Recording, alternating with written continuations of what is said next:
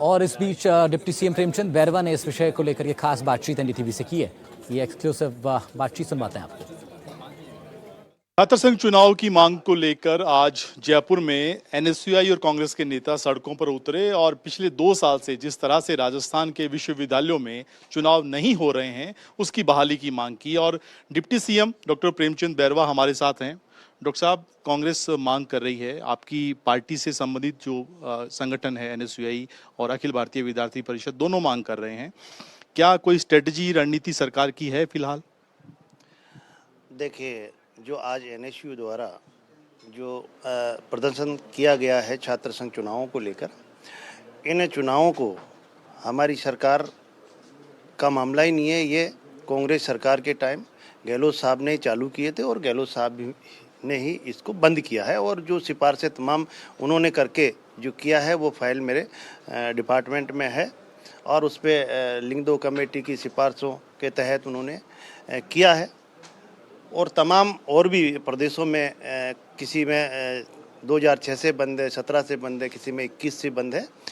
MP हुई, गुजरात हुई, दिल्ली के रोक लगाई गई है। इसी तरह से राजस्थान में भी इन्होंने रोक लगाई थी। तो जो ये आज का जो प्रदर्शन है और उसमें सचिन पायलट जी गए हैं माननीय, तो वो जवाब माननीय गहलोत साहब से ही पूछिए कि आपने क्यों लगाई। तो मैं ये मानता हूँ कि ये जो प्रदर्शन रहा है ये प्रदर्शन गहलोत जी के खिलाफ ही है। वो गहलोत जी इस बात का जवाब देंगे भाई क्यों बंद किया। हम छात्र हितों के साथ हैं, छात्रों की शिक्षा व्यवस्था करने में और उनके हम साथ हैं और छात्र हितों के साथ है। जिस तरह से कांग्रेस सरकार ने छात्रों के साथ कुठाराघात किया था, पेपर लीक कर करके और उन्हें नौकरी से वंचित किया गया था, तो हम छात्रों के हित में काम करेंगे और छात्रों की जहां भी चुनावों की जो भी रणनीति बाद में जो भी तय होगी निश्चित रूप से हम साथ हैं।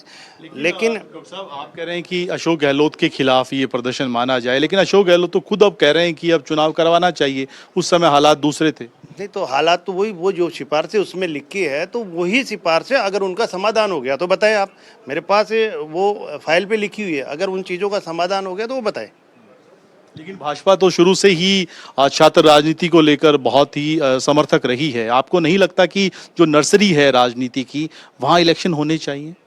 देखिए, जिस तरह से पहले चल रहा, लेकिन कुछ क्या कारण आए, उन कारणों की वजह से बंद किया है। वो कारण लिखे हुए हैं, तो उन कारणों का कोई समाधान हुआ नहीं। इसलिए मैं तो यही कह सकता हूं कि ये जवाब कांग्रेस जब की सरकार थी वही दे पाएगी। लेकिन अभी तो आप चूंकि शिक्षा मंत्री हैं और आपकी तरफ आस भरी नजर से स्टूडेंट देख रहे हैं, लिंगदो कमेटी की सिफारिशों के अनुरूप नहीं हो पाएंगे इलेक्शन, आपको ऐसा लगता है?